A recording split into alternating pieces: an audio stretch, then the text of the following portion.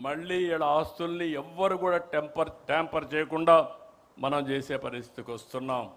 రాజముద్రతో పట్టాదారు పాస్ పుస్తకాలు ఇస్తున్నాం. నాలా యాక్ట్ రద్దు చేశాం. ఇంకొక పక్కన మనం ఇన్ని పనులు చేసినా ఓసారి ఈ విషయం కూడా మీరు గుర్తుపెట్టుకోవాలి. ఎక్స్టర్నల్ ఫ్యాక్టర్స్ కొన్ని ఉంటాయి. ఎక్కడో ఇరాన్లో యుద్ధం జరిగింది, మన దగ్గర గ్యాస్ కొరత వచ్చింది. మనం పండించే ఉత్పత్తి చేసి అరటి అమ్మలేకపోతున్నాం, ధరలు పడిపోతున్నాయి. ఇంకో పక్క మనం ఉత్పత్తి చేసే అక్వాకి రేట్లు పడిపోయే పరిస్థితి వచ్చింది. ఇంకో పక్క ఫీడ్ ధరలు పెరిగిపోయే పరిస్థితికి వచ్చింది. మనం అందరం కూడా ఆలోచించాల్సింది, ఈ సంక్షోభాన్ని మనం ఒక అవకాశంగా తీసుకుని ఎక్కడికక్కడ ఏం చేస్తే నిలదొక్కోగలుగుతామో అలాంటి నిర్ణయాలు చేస్తున్నాం. అందుకే ఈరోజు మహానాడు కూడా మీరు చూస్తే చాలా నాకు ఆనందం. ఎందుకు చెప్తున్నానంటే, చాలామంది క్లస్టర్లో మా నాయకులు చేయలేరంటే కాదు, నాయకత్వాన్ని పటిష్టం చేసే ఏకైక అవకాశం ఇదొక క్రైసిస్, ఇదొక ఆపర్చునిటీ అని చెప్పి ముందుకెళ్ళాం. మనం ఈ విధంగా ముందుకు పోతా ఉంటే ఈరోజు మంచి చేయడమే కాదు, మహానాడు ద్వారా అందరికీ విజ్ఞప్తి చేస్తున్నా, చెడును అడ్డుకోవడం కూడా అవసరమే. రాష్ట్రంలో రాజకీయ పార్టీ ముసుగులో గొడ్డలి పార్టీ కుట్రలు చేస్తూ ఉంది. వీటిని ఆదిలోనే అడ్డుకోవాలి, ఎండగట్టాలి. నా జీవితంలో ఎప్పుడూ చూడలేదు మహానాడు పసుపు పండుగ ప్రజలందరికీ ఒక భరోసా ఇచ్చే ఒక ఉత్సవం.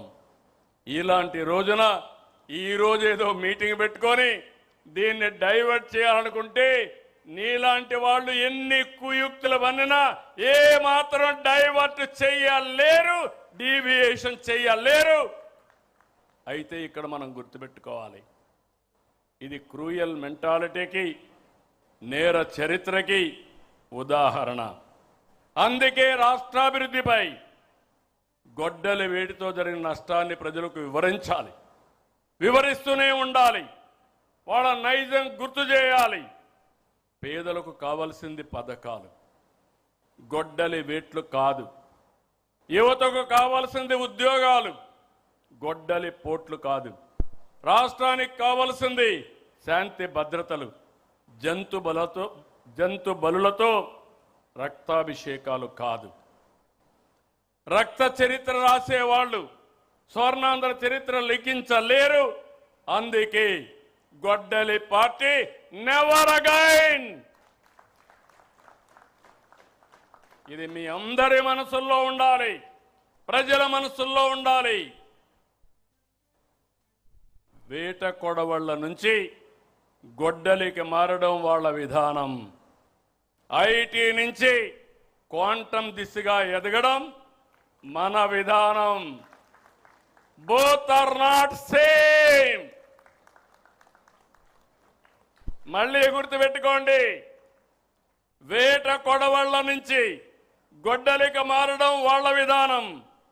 ఐటీ నుంచి క్వాంటం దిశగా ఎదగడం మన విధానం. Both are not same. దేశంలో ఏ పార్టీకి లేని బలమైన కేడర్ మనకుంది. క్రమశిక్షణ, కమిట్మెంట్, కష్టపడి పనిచేసే మనస్తత్వం ఉన్న కార్యకర్తలు మన పార్టీ సొంతం. అదే మన బలం, అదే మన బలగం. అందుకే అందరికీ చెప్తున్నా, కేడర్ని గౌరవంగా చూసుకోవాలి, సముచిత స్థానం ఇవ్వాలి. ఏ స్థాయి నాయకుడైనా party first, cadre cadre cadre. ఎవరు ఇగ్నోర్ చేసినా వాళ్ళని ఉపేక్షించేది లేదని మరొక్కసారి ఈ సందర్భంగా గుర్తు చేస్తున్నా. 175 మంది ఎమ్మెల్యేలే కాదు నాయకులు, 25 మంది ఎంపీలే కాదు నాయకులు, బూత్ స్థాయిలో ఉండే ప్రతి ఒక్క కార్యకర్త నాయకుడే. మనం తయారు చేయవలసింది అనుచరులు కాదు, నాయకుల్ని తయారు చేయాలి. రాష్ట్రానికి విజన్ ఉన్నట్టే పార్టీకి ఒక విజన్ తయారు చేసుకుంటున్నాం. నాకు 2 బాధ్యతలు ఉన్నాయి, ఈ పార్టీకి 2 బాధ్యతలు ఉన్నాయి. విజన్ 2047 స్వర్ణాంధ్ర. అదే సమయంలో పార్టీకి 2047కి ఒక విజన్ తయారు చేసుకుంటాం. ఇక్కడ ప్రతి ఒక్క కార్యకర్తకి చెప్తున్నాం, ప్రతి ఒక్క నాయకుడికి చెప్తున్నాం. ఈరోజు మనందరం కూడా ఎక్కడికక్కడ సమర్థవంతమైన నాయకత్వాన్ని తయారు చేసుకోవడానికి నిరంతరం తెలుగుదేశం పార్టీ ఎప్పుడు కూడా నాయకుల్ని తయారు చేసే విశ్వవిద్యాలయం ఇది. ఈ విశ్వవిద్యాలయంలో చదివిన వాళ్ళే వేరే ప్రాంతాల్లో వేరే పార్టీలో రాణిస్తారు తప్ప వేరేది కాదని మరొక్కసారి విజ్ఞప్తి చేస్తున్నా. ఇంకొక పక్క సోషల్ రీఇంజనీరింగ్, జనాభా దామాషా ప్రకారం అందరికీ న్యాయం చేయడం తెలుగుదేశం పార్టీ సిద్ధాంతం. ఈ విషయం మనం గుర్తుపెట్టుకోవాలి. వెనుకబడిన వర్గాలు తెలుగుదేశం పార్టీకి వెన్నెముక. అలాంటి వెనుకబడిన వర్గాలకి మనం రుణపడి ఉన్నాం. వాళ్ళని ఆదుకోవాల్సిన బాధ్యత, గౌరవించవలసిన బాధ్యత నాయకత్వానికి ఉందని మరొక్కసారి విజ్ఞప్తి చేస్తున్నాం. అందుకని కొత్తగా కొన్ని ప్రోగ్రామ్స్ కూడా తీసుకుంటున్నాం. ఇప్పుడే చెప్పారు, ట్రెజరర్ గారు చెప్పారు, జనరల్ సెక్రటరీ గారు చెప్పారు. ఈరోజు మనం 160 కోట్ల రూపాయలు దగ్గర కార్యకర్తల సంక్షేమం కోసం ఇన్సూరెన్స్ కింద మనం డబ్బులు ఇచ్చాం. ఈరోజు అందుకనే మళ్ళీ ఒక విభాగాన్నే పెట్టాం, ఎడ్యుకేషన్, ఎంప్లాయ్మెంట్. మన పిల్లలు కానీ మన మీద ఆధారపడిన మన కుటుంబ సభ్యుల పిల్లలకి చదువు విషయంలో ఏదైనా ఇబ్బంది వస్తే, లేకపోతే ఎంప్లాయ్మెంట్ విషయంలో ఇబ్బంది వస్తే ఏ విధంగా చేయాలనో చేస్తాం. రాష్ట్రానికి సంజీవని ఇచ్చాం. ఇక్కడ మనం ఒక యాప్లోనే పెట్టాం, మై హెల్త్ యాప్లో పెట్టాం.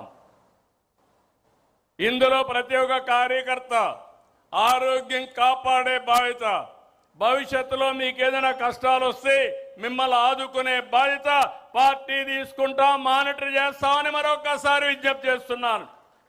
మూడోది ఎథికల్ ఎకనామిక్ ఎంపవర్మెంట్. న్యాయంగా డబ్బులు సంపాదించుకోవడంలో తప్పలేదు.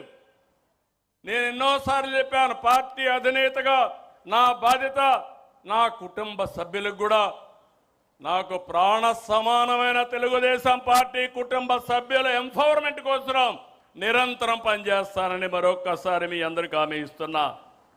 ఇవి చేస్తూనే మళ్ళీ మిమ్మల్ని కోరుతున్నా, స్థానిక ఎన్నికలకు సిద్ధంగండి.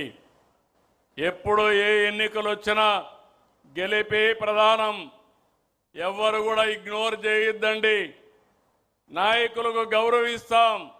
మీ పరిధిలో మీరు గెలవకపోతే మాత్రం మీకు దండం పెడతారని మళ్ళీ ఒకసారి విజ్ఞప్తి చేస్తున్నా. గెలిపి ద్వేయంగా నాయకత్వం పనిచేయాలి. ఎక్కడికక్కడ ప్రజలతో అనుసంధానం కావాలి. ప్రజా సమస్యల్ని పరిష్కారం చేయాలి. సమస్యల్ని పరిష్కారం చేయడమే కాకుండా చేసిన పని మన ద్వారా చేశామని పదే ప్రజలకు గుర్తు చేసి వాళ్ళని మన పార్టీ వైపు ఆకర్షించుకునే బాధ్యత కూడా మీదే. ఓటు నమోదు కార్యక్రమం పైన కూడా శ్రద్ధ పెట్టండి. సర్ వస్తా ఉంది. దీనిపైన బిఎల్ఓలతో కోఆర్డినేట్ చేసుకోవాలి. స్పెషల్ ఇన్సెంటివ్ రివిజన్లో అందరూ భాగస్వాములు కావాల్సిన అవసరం ఉంది. ఇక్కడ మీకు ఒక విషయం చెప్తున్నాను. వేరే పార్టీ వాళ్ళు తప్పులు చేసి ప్రజలు వాళ్ళు అంతేలే అనుకుంటారు. కానీ మన టీడీపీ వాళ్ళు సిగ్నల్ జంప్ చేసినా అది ఒక పెద్ద నేరంగా పరిగణిస్తారు. ఈ విషయం మీరు గుర్తుపెట్టుకోవాల్సిన అవసరం ఉంది. అది మన పార్టీ విశ్వసనీయత, అది మన క్రెడిబిలిటీ. ఇంకో పక్క మొన్న ఎన్నికల్లో అఖండ మెజార్టీతో గెలిచాం. ఇది మీరందరూ గుర్తుపెట్టుకోవాల్సిన అవసరం ఉంది. కూటమి ధర్మాన్ని పాటిద్దాం. మిత్రపక్షాలతో ఐక్యంగా సఖ్యతతో ఉందాం. మళ్ళీ రేపు ఏ ఎన్నికలు పెట్టినా ఆనాటి కంటే ఎక్కువ ఓట్లు సాధిస్తే అది మన పర్ఫార్మెన్స్. తక్కువ వస్తే ఎక్కడో లోపం జరిగింది, ఆ లోపాన్ని కరెక్ట్ చేసుకోవాల్సిన అవసరం ఉంది. ఇంకొక పక్కన పార్ట్ టైం పాలిటిక్స్ వద్దు, అహంకారం వద్దు, ఎగోలకు పోవద్దండి. ఈ విషయం అందరం గుర్తుపెట్టుకోవాల్సిన అవసరం ఉంది. అధికారం శాశ్వతం కాదు. ఎప్పుడు కూడా మీరు మెయింటైన్ చేసే రిలేషన్సే పర్మనెంట్. మనం ఇచ్చే గౌరవమే మనకు శ్రీరామ రక్ష. అందుకే మీ అందరిని కోరుతున్నా, ప్రతి నాయకుడు కార్యకర్త జనంతో మమేకం కావాలి. ప్రభుత్వానికి పార్టీకి వారధిగా ఉండాలి. మన కళ, మన కర్తవ్యం, మన కృషి Swarnandhra 2047 healthy wealthy happy AP మన లక్ష్యం. మహానాడు సాక్షిగా తెలుగు జాతికి పునరంకితం అవుదాం. 2 రోజులు చర్చిద్దాం. చర్చించిన తర్వాత ఏ విధంగా చేయాలనో వారి వారి స్థాయిలో వారు ముందుకు పోవాల్సిన అవసరం ఉంది. అవకాశాలు వస్తాయి. అవకాశాలు నిలబెట్టుకుంటే ఇంకా అవకాశాలు వస్తాయి. వచ్చిన అవకాశాన్ని సరిగా చేసుకోలేకపోతే ఇబ్బంది పాలవుతామని మరొక్కసారి తెలియజేసుకుంటూ, తెలుగుదేశం వర్ధిల్లాలి. తెలుగుదేశం, తెలుగుదేశం, తెలుగుదేశం. జోహార్ ఎన్టీఆర్, జోహార్ ఎన్టీఆర్, ఎన్టీఆర్, ఎన్టీఆర్, ఎన్టీఆర్. జై హింద్, జై హింద్.